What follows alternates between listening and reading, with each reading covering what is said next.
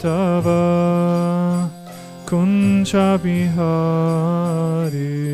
Charatama Tava Kuncha Bihari Chayoratama Tava Kuncha Bihari Chayoratama.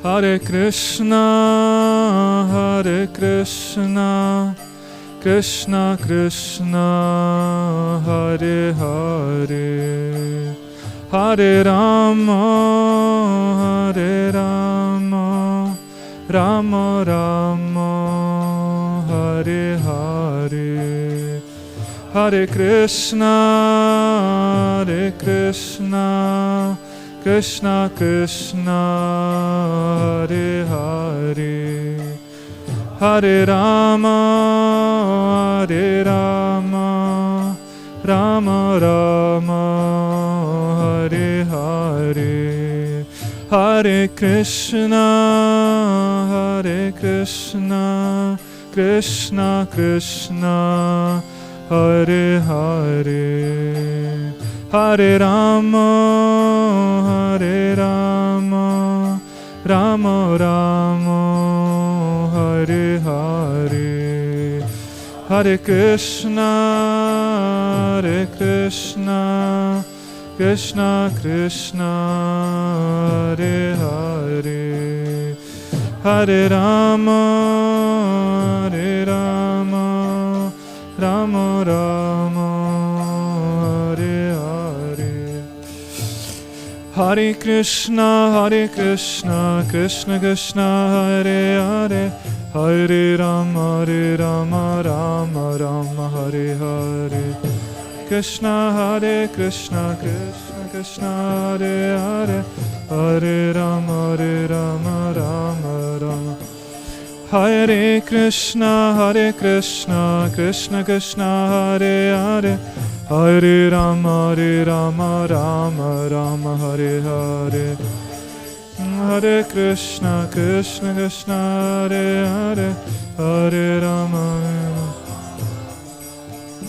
Jaya Prabhupada, Jaya Prabhupada, Jaya Prabhupada, Srila Prabhupada, Prabhupada, Jaya Prabhupada, Jaya Prabhupada, Srila Prabhupada.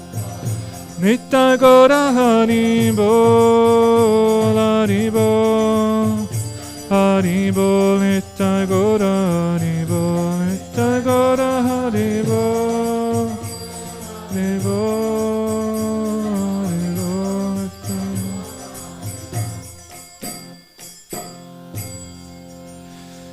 Jai Gaur Premanande, Hari Hari Bol.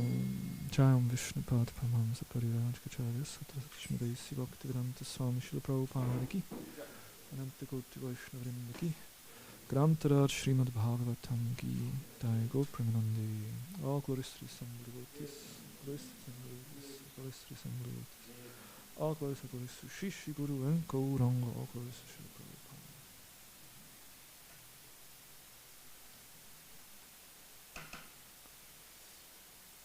So Prabhu was asking if we should speak in English or German. We see maybe 4 minutes who don't speak German. Anybody does you not appreciate fine English? Yes. Prabhu?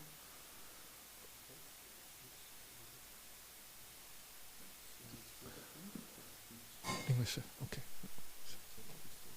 Yeah, okay. Om Namo Bhagavate Vasudevaya. Om Namo Bhagavate Vasudevaya. Om Namo Bhagavate Vasudevaya. Om Namo Bhagavate Vasudevaya. Om Namo Bhagavate Vasudevaya. Om Namo Bhagavate Vasudevaya. Narayanam Namaskrityam Naram Chaiva Narottamam Devim Saraswatim Vyasam Tato Jayavdhiraye. Nashta Prayeshu Abhadreshu Nityam Bhagavate Sevaya. Bhagavati Uttama Shloke Bhakti Bhavati Naishtikir. So we're reading from Śrīmad-Bhāgavatam, Canto 4, text, chapter 9, text 32. Matir vidushita devai, Matir vidushita devai, Patat bhir asahishnubihi, Patat bhir asabhishnubihi, Yo narada vachastatyam, Yo narada vachastatyam, Nagrahisham asatamaha, Nagrahisam asatamaha. Matir vidushita devai, Patat bhir asaishnubihi, Yo narada vachastatyam, Nagrahisam asatamaha.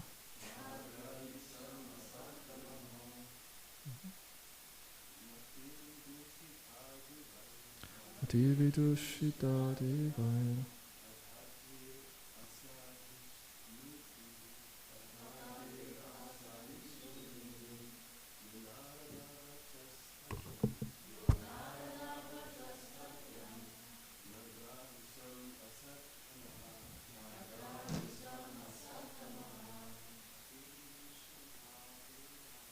Matir vidushita devai, Patat bhir asahishnubihi, Yo narada vachastatyam, Nagrahisham asat. Vaishnavis. Matir vidushita devai, Patat bhir asahishnubihi, No narada vachastatyam, Nagrahisham asatamaha. Matir vidushita sevai, Patad bhir asavishnubihi, Yo narada vachastatyam, Nagrahisam asatamaha. Matihi, intelligence. Vidushitaha, contaminated. Devahi, by the demigods. Patatbihi, who will fall down. Asahishnubihi, intolerant. Yaha, I who, Narada, of the great sage, Narada, Narada, Vachaha, of the instructions, Tatyam, the truth, Na, not, Agrahisam, should accept, Asatamaha, the most wretched. Translation and purport by His Divine Grace, A.C. Bhaktivedanta Swami Srila Prabhupada Ki Jai. Since all the demigods who are situated in the higher planetary system will have to come down again, they are all envious of my being elevated to the Vaikuntha Loka by devotional service. These intolerant demigods have dissipated my intelligence, and only for this reason could I not accept the genuine benediction of the instructions of sage Narada. Purport. As shown by many instances in the Vedic literature, when a person undergoes severe austerities, the demigods became very much perturbed because they are always afraid of losing their posts as the predominating deities of the heavenly planets. It is known to them that their position in the higher planetary system is impermanent, as it is stated in the Bhagavad Gita 9th chapter, Kshine punye martyalokam vishanti. It is said that in the Gita that after exhausting the results of their pious activities, all the demigods who are inhabitants of the higher planetary systems have to come back again to this earth. It is a fact that demigods control the different activities of the limbs of our bodies. Factually, we are not free even in moving our eyelids. Everything is controlled by them. Dhruva Maharaj's conclusion is that these demigods, being envious of his superior position in devotional service, conspired against him to pollute his intelligence. And thus, although he was the disciple of a great Vaishnava, Narada Muni, he could not accept Narada's valid instructions. Now, Dhruva Maharaj regretted very much that he had neglected these instructions. Narada Muni had asked him, "Why should you bother about insult or adoration from your stepmother?" He of course said to Dhruva Maharaj that since Dhruva was only a child, what did he have to do with such insult or adoration? But Dhruva Maharaj was determined to achieve the benediction of the Supreme Personality of Godhead, and therefore Narada advised him to go back home for the time being, and in mature time he could try to practice devotional service. Dhruva Maharaj regretted that he had rejected the advice of Narada Muni and was adamant in asking him for something perishable, namely revenge against his stepmother for her insult and possession of the kingdom of his father. Dhruva Maharaj regretted very much that he could not take seriously the instruction of his spiritual master and that his consciousness was therefore contaminated. Still, the Lord is so merciful that due to Dhruva's execution of devotional service, he offered Dhruva the ultimate Vaishnava goal.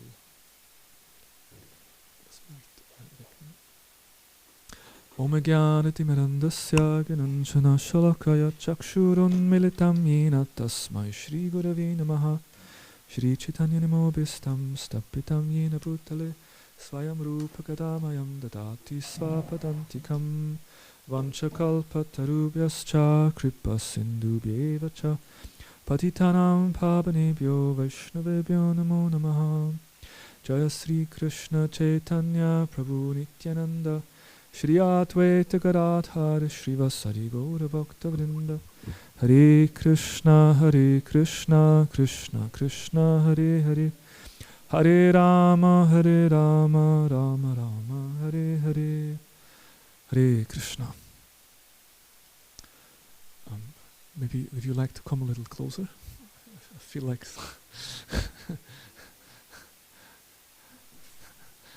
be nice. And I like to request the blessings of the assembled Vaishnavas, especially His Holiness Krishna Kshetra Maharaj. I may say something meaningful. So, this is a very interesting section of the Bhagavatam. We have Dhruva Maharaj regretting, basically these couple of shlokas here. Dhruva Maharaj is regretting especially that he had this desire to revenge his stepmother and to gain a greater kingdom than his father or grandfather.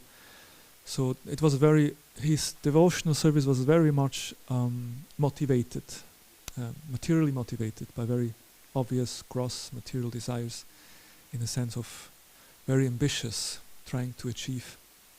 And then now after he actually attained perfection by receiving the darshan of Lord Vishnu, he felt so ashamed that, oh my God, what did I ask for? And these shlokas here, they describe Dhruva's lamentation. He feels that it's described in also previous shlokas that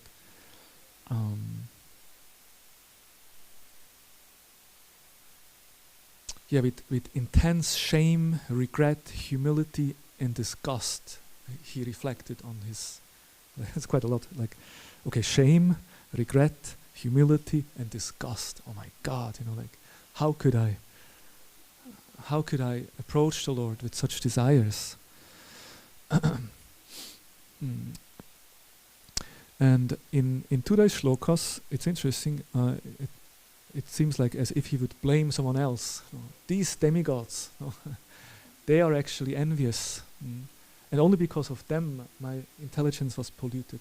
Of course, later on, Prabhupada explains, Dhruva did understand that the reason why his intelligence was polluted is because he had this material motivation and desire, and that's why he was very ambitious.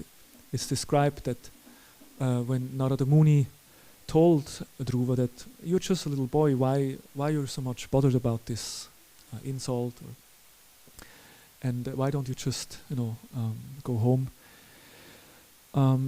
Dhruva, because he said, because I'm a kshatriya, his heart was, he was a kshatriya, he had this kshatriya spirit, he could not just take it like, okay, just forget about it. He had that ambition as a kshatriya. So, but in this today's shloka, Dhruva is pointing to the demigods. That the demigods actually, they also were kind of part of this whole story, because the demigods, they were very envious seeing the great success of Dhruva. And we know, it's described also, Prabhupada says, in many instances we see that the demigods are always a bit in anxiety that someone else could come and take their position. And as Prabhupada quotes from or refers to Bhagavad Gita, where it says that actually it's a very temporary position in the heavenly planets. And therefore they were envious because Dhruva Maharaj attained such a great position. And then Prabhupada makes the point that it's a fact that the demigod control the different activities of limbs of our bodies. Factually, we are not even free to moving our eyelids. And it's described that all our body parts, everything we do, is actually controlled by the demigods. And we're not the doer, it's described. So even if I lift my hands or do something, it's not not that myself is doing that, but actually I have a desire to lift my hands, and then the material nature is doing it, and material nature is controlled by the demigods, so they do it.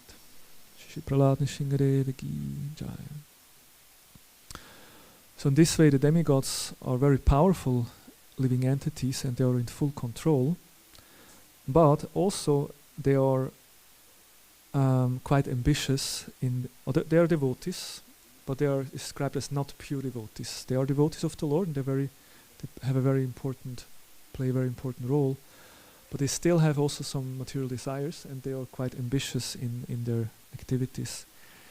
And therefore it's described here that they were envious. And it's in some way, it's a warning for us also in our devotional service, that especially when we get some position, or we make some progress in devotional service, then there's a chance that we can become very ambitious. Because devotional service in itself is very wonderful, and usually, or ideally, we should relish our relationship with Krishna, right? The more we go deeper in our spiritual life, the more actually we develop our relationship with Krishna, and from that relationship, from that depth of our spiritual practice, we find satisfaction and happiness. But the problem is sometimes we practice a bit superficial, we practice mechanically, and then we are not getting this taste, we're not getting this deeper realization and happiness, and then we're trying to find happiness outside. Okay, maybe my chanting is not so nice, maybe my relationship with Krishna is not so deep, but at least I have become the temple commander now, or the temple president, and people honor me and respect me. So at least I get some juice from there, like some pleasure from there, and that's a danger. And Srila Vishnava Chakravarti Thakur describes in the Madhurya Kadambini this what is called Taranga. There is this Taranga Rangini. Yeah, it's like because there is bhajana kriya, which means that we are engaging in devotional service. But there is two forms of bhajana kriya. There is the nishta and anishtita bhajana kriya, which is the unsteady. And unsteady devotional service means that there's still a lot of anarthas and there's many other desires and there's many different obstacles. And one of the symptoms of this unsteady devotional service is that we start to enjoy riding on the waves of the benefits of devotional service. Like when we do devotional service, there is some side effects. Like if you practice for, I don't know, you're 10 years a very paka brahmachari. But as a result, you get some effulgence. You know, some people see, wow, he looks so pure, or he's like a fired up devotee. And also, if you play 10 years mridanga, you become pretty good. And if you in a kirtan, people see, wow, he plays so nicely mridanga, and people honor you. And wow, he's such a nice mridanga player. So, to be honored by others for playing nicely mridanga has nothing to do with bhakti directly, but it's kind of a side effect that comes from practicing bhakti. But then, if you start to enjoy that instead of actually relishing the devotional service, then that can become an obstacle. And therefore, we have to be very careful to be conscious of this and trying to actually practice pure devotional service. And Srila Prabhupada, there is a nice statement by Srila Prabhupada. Let me see whether I find it here. Prabhupada speaks about a personal ambition. Prabhupada, this is from a letter to Karandar, who was one of the leaders in the early days in October 74. Prabhupada describes how this Hare Krishna movement has started with 40 rupees only, how Prabhupada started everything in a very humble way, and the movement has grown so much. But then how if the members of, especially the leaders, if they develop personal ambition, then everything will be spoiled.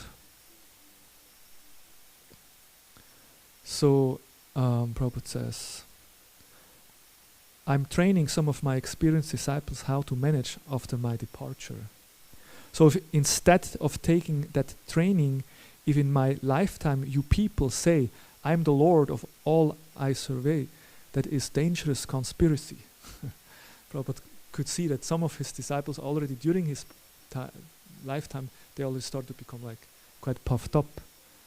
So Prabhupada noticed this. And he said, the Gaudiya Math institution has become smashed, at least stopped its program of preaching work on account of personal ambition. So whatever is done is done. I shall request you all not to be personally ambitious. I shall do everything in my power to fulfill your personal ambition, but that will be done in due course of time when you are fully trained up and following the regulative principles and chanting 16 rounds. So Prabhupada could see some of the disciples had a lot of ambition and he wanted to, satisfy them, but that should not be their motivation. And in another letter, Prabhupada says, I pray to Krishna that you all may use your intelligence for Krishna's service and not for any personal ambition. So use your intelligence for Krishna seva and not to attain your personal ambition. We have worked very hard and established a great institution, but if we think for our personal benefit, then it will become ruined. If we start to think about our personal benefit, that will be ruined. So therefore, one should try to. So how do we do that? Any suggestions? How do we do that to practice devotional service in a pure way? Not that our personal ambition and desires come in. What could be some good way to prevent that? Yes? Okay, to try to associate with those who are pure, because we want to have pure motivation, so we associate with those who are pure. Yes?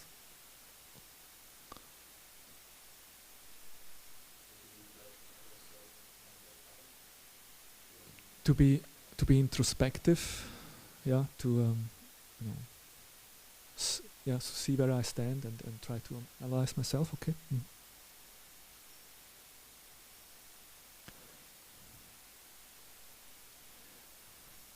Oh yes. Sir. Yeah, trying to follow Sadhu, Guru and Shastra. Exactly. I'm especially trying to follow Guru, Sadhu, Shastra, especially trying to always try to keep one spiritual master and one spiritual master's instruction in one's heart. And by that, always trying to fulfill the instruction of the spiritual master, trying to please the spiritual master and Guru and trying to please Guru and Krishna. If that is always in the forefront, if that is always the main meditation, then there is no place for my personal ambition. If I actually develop great attachment to the spiritual master and develop love for the spiritual master and really want to satisfy him, then actually I can become pure. Then I perform pure devotional service. So if one has to make his mind and heart similar to the Guru's mind and heart, one should try to understand. That's a very important thing, that as a disciple, we should try to understand the heart of our Guru. That means, what is the mentality of my spiritual master? What is the mood? When we do systematic Shastri, like Bhakti Shastri study, like here now in Simhacham we have the Mahabhagat Vidyalaya, has become a very great study of center of learning. In the Bhakti Shastri we have 12 study aims, and one of the study aims is Prabhupada's mood and mission.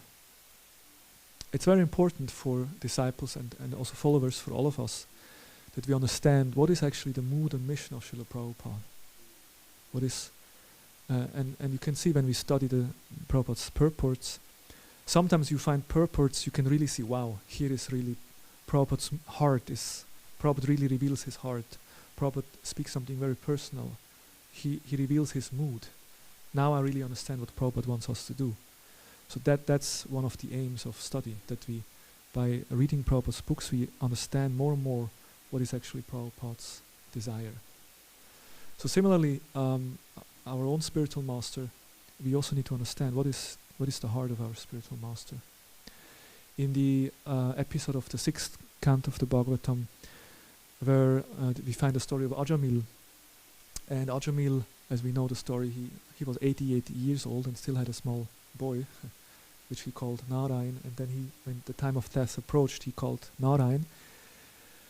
And the three Yamadutas came.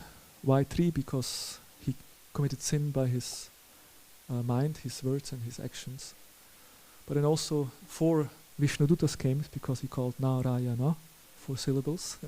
There were more, there were 4 Vishnudutas, 4 against 3. But then they were quarreling, they were arguing, because for the Yamaduta it was clear, this is a very sinful person, we have to take him to Yamaraj for punishment. And the Vishnuduta said, no. He actually chanted the name of Narayan, that's why he is free from all sin. And it's described, Srila Vishnu Thakur says, they were both bewildered, both were surprised about each other. What was the bewilderment of the Yamadutas? They could see these Vishnudutas, they look very nice. No, they look so beautiful. They look very like gentlemen, but they don't behave nice, because we have our service. No, we are the servants of Yamaraj, and this is our job. We are following dharma or religious, and we want to bring this person for punishment, and they stop us. So that's not nice. No, they're not acting nice, although they look nice, but they don't act nice. But on the other side, the Vishnudutas, they were surprised, because these Yamadutas, they claim to be dutas, they claim to be messenger or servants of Yamaraj. And Yamaraj, he understands dharma, he kind of punishes people according to dharma. So if they are actually the followers of Yamaraj, they should know dharma. So why do they don't understand that if someone chants the name of Narayan, they are supposed to be free from sin? So in Prabhupada, in the purport, makes a very powerful statement. Prabhupada says that a servant, someone who is a messenger of some other person, that messenger should know the mission of his master. Like the Yamadutas, they were not properly understanding Yamaraj.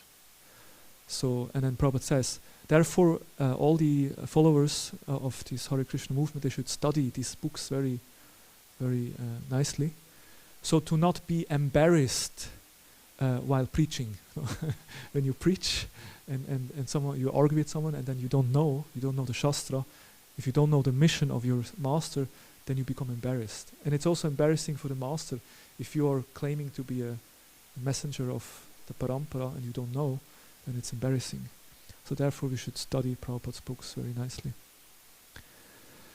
So in this way, one should try to understand the heart of one's guru, one's spiritual master. And so one must try to make one's mind and heart like that of the spiritual master. Otherwise, Kanaka, Kamini and Pratishta will enter. What will enter?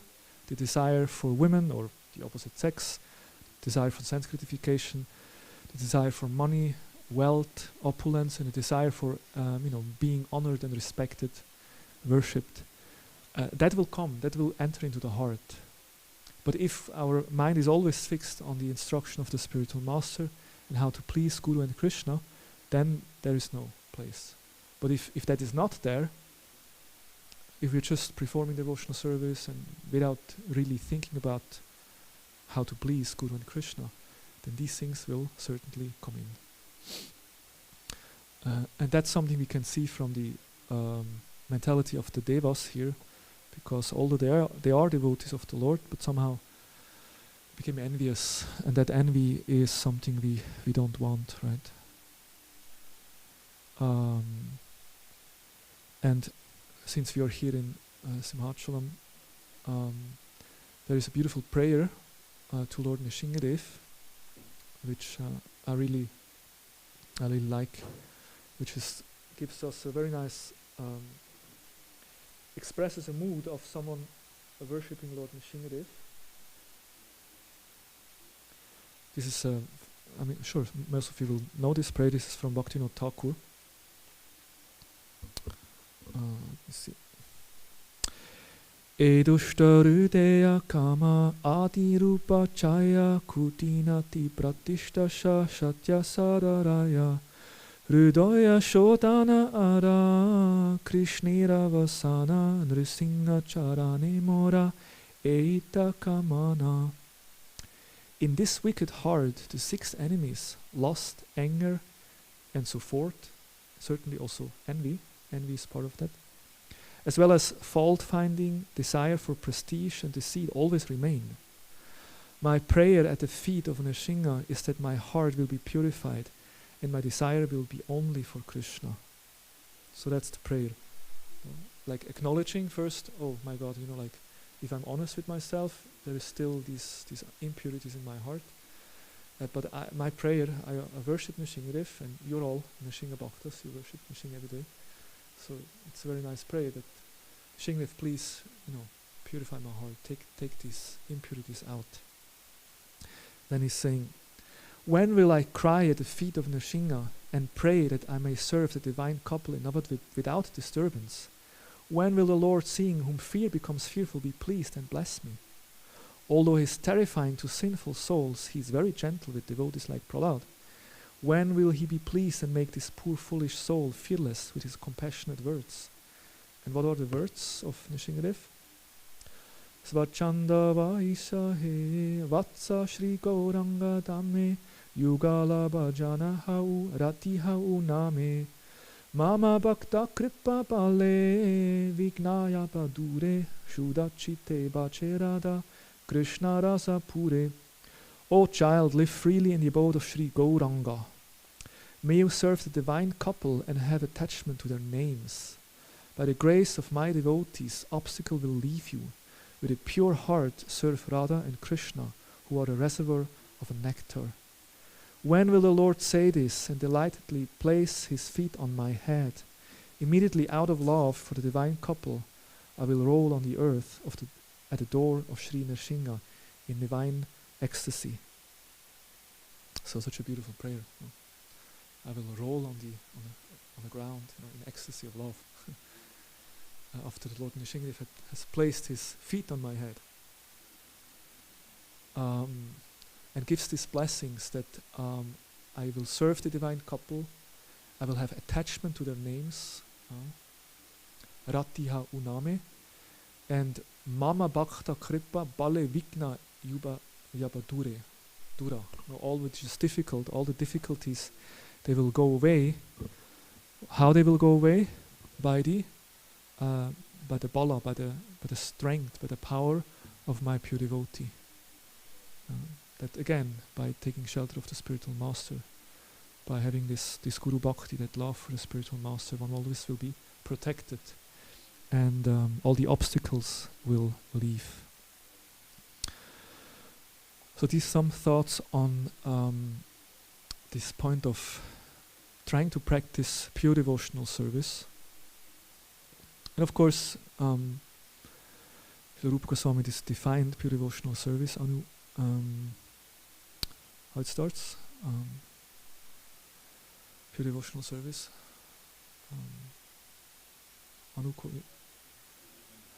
Anya Bilasita Shunyam Jnana Karmali Analavitam Anukulyena Krishnanu Shilanam Bhakti Uttamam. Thank you. Yes, so, and there, of course, this is a very interesting shloka, and it's very complex actually, but the main thing is that we should Anukulyena, we should render devotional service favorable towards Krishna. And without this element, bhakti is not bhakti. No. When we speak of bhakti, it means we want to please Krishna. But in some way, it's interesting. In our Adipurush Prabhu, some of you know Adipurush Prabhu from the VIH, he always stressed, he always hammered this point that actually it's a misconception if you think that bhakti means activity that pleases Krishna. Sometimes we think, oh, okay, any activity that gives pleasure to Krishna, then that's bhakti. But actually, it's not the activity that pleases Krishna. And an example is given, like when Mother Yashoda is feeding Krishna, and then she puts Krishna on the ground and runs into the kitchen. Krishna is not pleased. Krishna is crying. So is it not devotional service what Mother Yashoda is doing? So it's not just simply pleasing Krishna what is bhakti, but bhakti means only if this activity is done with the intention to please Krishna can it be considered bhakti. And this is true for all kind of bhakti. So bhakti becomes bhakti if we do our activity with the intention to please Krishna. That's the main thing. And therefore, again, when we perform a devotional service, whatever we do, we clean the floor, we go on the altar, we cook, we do book distribution, then ideally, and of course I preach to myself, we should always pray, Krishna, I like to perform these activities for your pleasure, and perform it in that mentality. Hopefully this will give pleasure to Krishna. And then that's pure devotional service. And that's what Bhaktivinoda Thakur is praying here. May I perform pure devotional service without any personal ambition. So that's one aspect that we can take from this shloka today, that the demigods have become envious, and we should not fall in the same trap. We should try to perform pure devotional service. Then another thing here is that Dhruva is regretting, especially he regrets that he was not able to follow his Guru's instructions. And of course, this is also in order to make progress in spiritual life, we need to always try to, please the spiritual master, follow the instruction of the spiritual master. And as we know, that's the secret of success, pleasing the spiritual master by following his instructions. And here, Dhruva is lamenting that he was not able to follow. Of course, nevertheless he attained perfection, and certainly Narada Muni was very pleased with him. But in his humility, he kind of regret that I should have followed. And there's a very nice, our His Holiness Swami Bhagavan Keshav Maharaj, after the disappearance of His Holiness Kadamba Kanna Maharaj, he gave a very nice talk where he reflected on the importance of Vani, how the instruction of the spiritual master is so essential in our spiritual life. And I'd just like to, and with this I will end, just like to share these few points, how the instruction of the spiritual master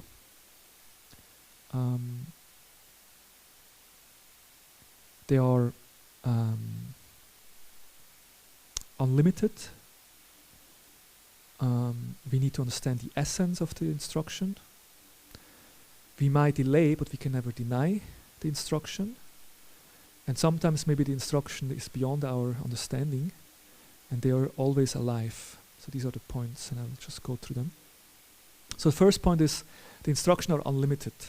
The spiritual master may give us an instruction, and then we can fulfill the instruction, and we can do it just like, okay, let me do that, or we can always expand it. Like in Srila Prabhupada's case, Bhaktisiddhanta Saraswati Thakur told Prabhupada he should preach in the English language, right? So Prabhupada could have gone to London, give a talk in English, and go back to Vrindavan and do his bhajan. No, I followed the instruction of my spiritual master. I went, I preached in English, I came back. Theoretically, Or he could have just published one book in English language, and then he had followed the instruction. But Prabhupada, of course, in a very enthusiastic and a very dedicated manner, Prabhupada, traveled, 14 times around the world, published, over 60 books, and tirelessly preached till his last breath. So from this we can see, instruction are there, but then it's up to us. They're actually unlimited. We can always do more than is required. Or like another example is Hanuman. Hanuman was requested to go to Lanka to find Sita, right? So he only had to give the message to Sita and come back. But then once he found Sita, and he gave her the ring and gave the message. And actually he was ready to bring Sita back. But Sita said, no, I'm a chaste woman, I'm not climbing on the shoulder of another man. And beside of that, let Lord Ram come and save me, because it's his service to rescue me. But then Hanuman said, okay, I fulfilled my purpose here. So, but then let me also find out a bit about the strength of this army. Let me see who is this Ravana. I want to see Ravana. I want to have, want to see him, and I want to see how powerful the army is. Maybe I can, this will be valuable information when we fight. And of course, we know then he destroyed the garden, and then he got caught up by this. He let himself cut up so that he can see Ravana. And then finally he ended up burning down whole Lanka. And when he jumped back, he said, I'm just Ramaduta, I'm just a simple messenger of Lord Ram. Wait until Lord Ram himself comes. What happened then? So, but this is an example. His job was just simply give a message, but then he burned down whole Lanka. So he did an extra service, right? So in this way, service is always unlimited. You can always do a little more. The temple commander tells you, please do this, but you can always, be enthusiastic about service and do more. So that's one point. Then we need to understand the essence of an instruction. And some of you may have heard this example, which I find it very fascinating. Bhaktisiddhanta Saraswati Thakur gave a class. He spoke in front of hundreds of people, and he very boldly said that my Guru Maharaj, Gorkishore Das Babaji, gave me 3 instructions which I followed completely. What were the 3 instructions? Don't make any disciples. Second, don't associate with materialistic people. And third, don't ever go to Kolkata. And Bhaktisiddhanta very boldly said, I followed them completely. It's like, wait a minute. You accepted thousands of disciples. You always associate with materialistic people. You preach to these governors and to these politicians. And you have established a base in Kolkata. So how did you follow these 3 instructions completely? So then he explained, first, don't make any disciples. He explained that I saw all my disciples were sent by my guru to help me in his missions. So I never saw myself as superior to them. I saw them as those who have sent by my guru, and I always respected them in that way. Therefore, I don't see myself better, so that's why I have not accepted disciples. So that's the essence, you know. It's like externally, yes, he accepted disciple, but in the essence, he never fall into the trap of this. I'm the guru. I'm the great person. Then I never associated with the materialistic people because I never took something from them, but I only gave them. No, I didn't took association, but I actually gave association to them. And in this way, I never associated with them because association means where I reveal my heart, where I open up, where I give something, where I take something from them. But actually, I just have given. And then the last, never go to Calcutta. I never went to Calcutta because I always took shelter in a temple. And a temple is not a material world. You know? Like I went to Calcutta, but I established a mandir, which becomes Vaikunta. So I never went to Calcutta. I always went to Vaikunta. So in this way, sometimes Guru gives us instruction, but then we need to understand the essence of the instruction. Again, it's the same point. We have to understand the heart, not just mechanically do something. Then the third one, instruction can be delayed, but can never be denied. And Prabhupada, and again, a good example, Prabhupada received the instruction from his spiritual master. He was very young. How old was Prabhupada? Something like 24, 25 or something. He was just 1922, yeah. So he was 26, yeah. Like many of us joined like in our 20s. Yeah. He was very young, and he received that instruction he should preach in English language.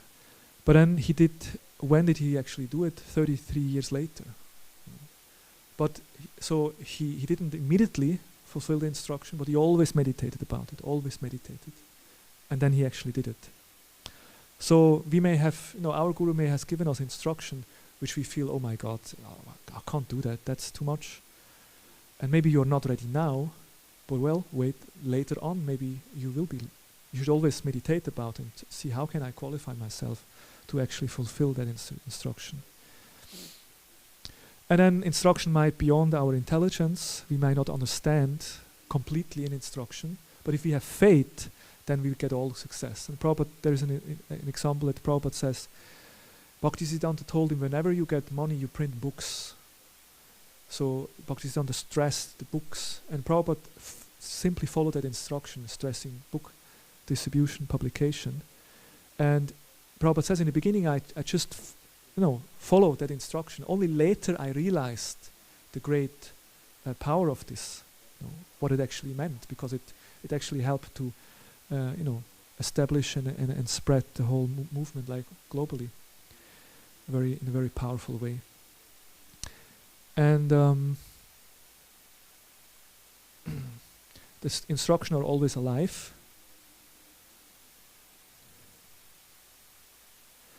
In a sense of that,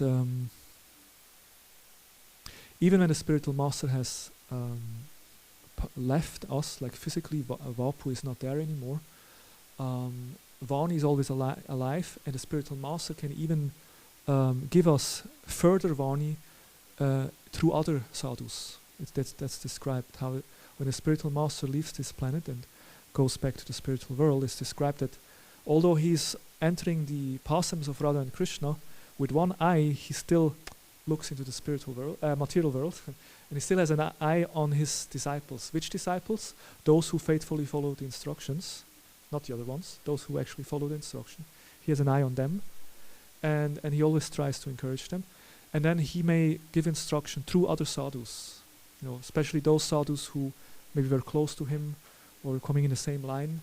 Then the Guru can use them as an instrument and speak through them and give instruction to his disciples like that also. So in this way, Vani always is alive and can always continue. So I found these are very beautiful points, and we can learn that we can see the importance of always trying to follow the instruction of the spiritual master, because of course we know this is the secret of success, and by that we can attain perfection.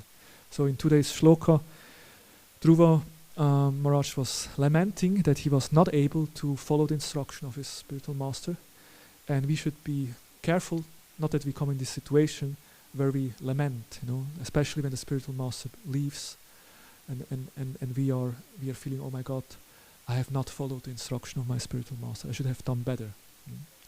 So in this way we can learn from this that we should always try to make the instruction of the spiritual master our life and soul. Hare Krishna, thank you very much. These are some thoughts. We spoke about the envy of the demigods and how we should not be motivated by some ambition, and how we should try to perform the pure devotional service, and how to try to follow the instruction of the spiritual master. Let me see whether His Holiness Krishna Kshetra Maharaj likes to comment, correct Hare Krishna. correct me in some ways. Thank you. Such a nice presentation. Hare Krishna. So much food for thought. Yes, trying to. One thought I have, well, first, I thought it's interesting that in the purport, Srila Prabhupada uses the word conspiracy, Yeah. or conspired. The demigods conspired against Dhruva. A very modern word.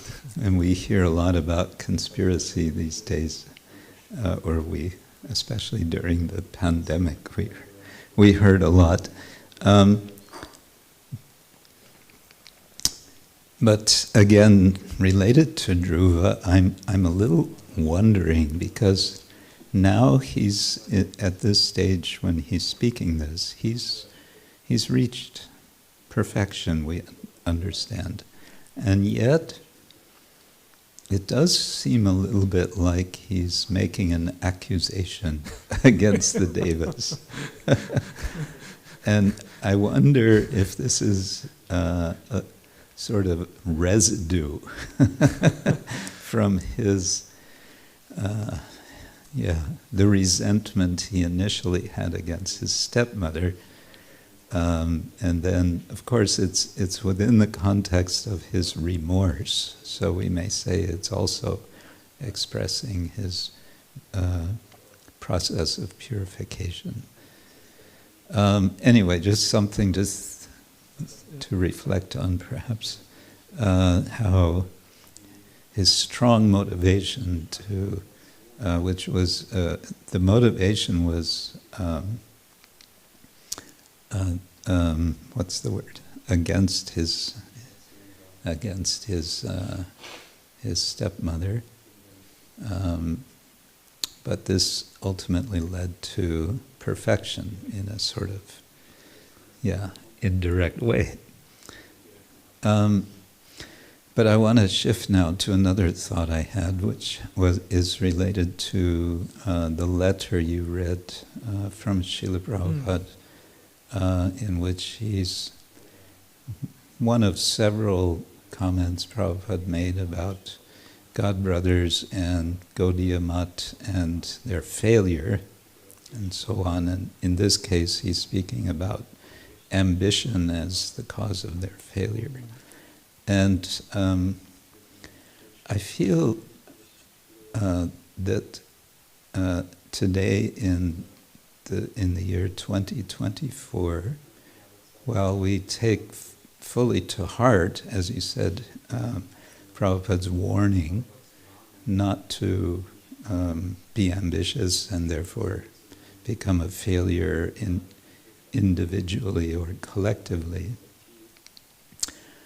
my understanding is that Prabhupada's main comment, negative comment about his godbrothers and Gaudiya Mat is that they, in effect, stopped preaching. But in today, so many decades later, we see that followers of his godbrothers, because I don't know if any of his godbrothers are still present, but that they are preaching. And and we can appreciate that they were inspired mainly by Srila Prabhupada.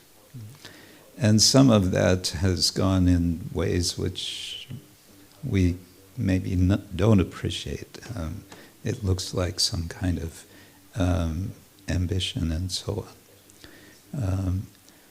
I'm just thinking, how can we become more mature in our understanding of, the bigger family of Vaishnavas? Because I'm afraid that we often sort of parrot what Prabhupada was saying, and that becomes kind of the final word.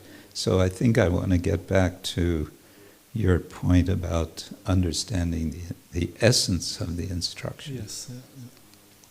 In this case, and I'm thinking, and you know very well, that in Vienna we have wonderful relationship with the local Gaudiya Mat. I was just there a few days ago. I just wanted to make some qualifications that way.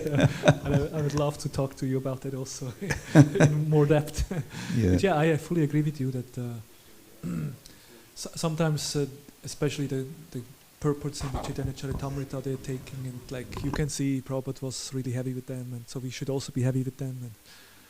But yeah, it's 50 years later, and we need to see the bigger pictures. Yeah, I fully thank you very much, Maharaj.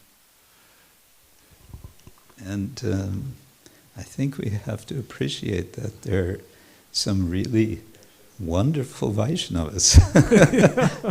Especially if they are pure-hearted and actually fulfill the mission of their spiritual master. That should be appreciated. Right. Yeah. Whereas someone else who maybe is not so pure just because he has an ISKCON member, then we appreciate him although. Yeah. So we have to be careful with that. Yeah. Just when you spoke, Maharaj, just what came to my mind also regarding ambition, also to make that point that ambition in itself is not something bad. Like probably in some of you can say Prabhupada was very ambitious, of course, but it's not personal ambition for my own, but it's in a sense of, Krishna, please let me become an instrument in your hands and just let me do whatever you want me to do, and then in this way, if you actually become a powerful instrument, then you may have many achievements. But yeah, not for the personal. The important point is no personal ambition for once. Yeah. For the preaching, we should be ambitious to serve Prabhupada. Yes.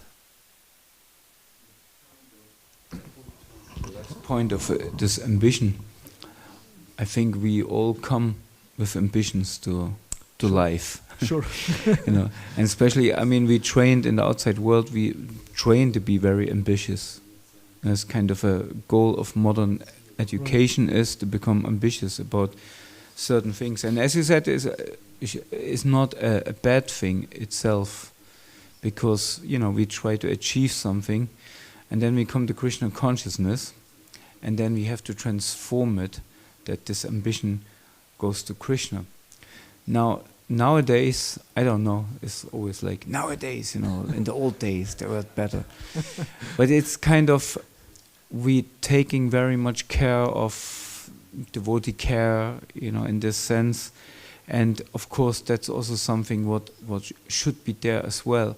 But sometimes, I think, we giving them, again, more impetus of personal ambitions, or personal well-being, what leads then to, kind of feeding ambitions again, what are not centered around Krishna, but were more or less, turning back to me in some sense. And so where is the line, and where do we learn new devotees now, not to being too heavy, not to burn them out, as we say. Yeah. Not to burn them out, but in the same time giving them a healthy space to grow.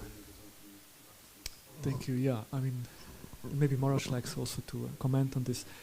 In a sense of, you're speaking about in the past there was like this full sacrifice completely, full surrender, and yeah, and today is more like everyone, about his personal well-being and personal, it's very individual.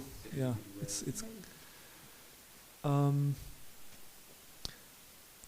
Well, what comes to my mind is that we are individuals, so we have all our personal needs, and also we have talents, we have certain abilities, and ideally the spiritual master is expert in engaging his disciples according to their abilities and talents in devotional service, and in such a way that they actually become very happy and inspired in offering their talents for Krishna. And then they can be happy because they are engaged according to their nature, according to their individual needs, but at the same time they do it for Krishna. And in this way they can attain perfection. That would be the ideal situation, right? So they can act individually according to their need, but it's done for Krishna in the service. I don't know, Maharaj, you like to add something?